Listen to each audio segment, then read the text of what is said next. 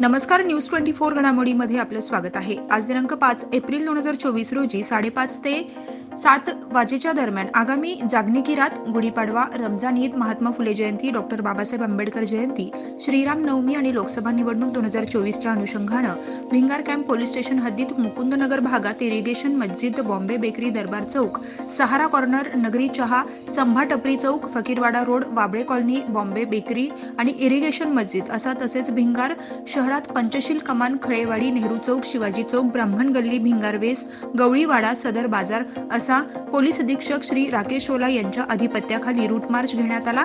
Route मार्चसाठी upper police अधीक्षक प्रशांत खैरे, उपविभागीय police अधिकारी नगर शहर आणि अमोल भारती, भिंगार कॅम्प पोलीस स्टेशनचे प्रभारी अधिकारी योगेश राजगुरू तसेच 2 अधिकारी आणि 40 अंमलदार व बीएसएफचे बटालियन डेप्यू कमांड आणि कमांडंट तसेच 50 जवान आणि क्यूआरटी प्लाटून 25 जवान उपस्थित होते.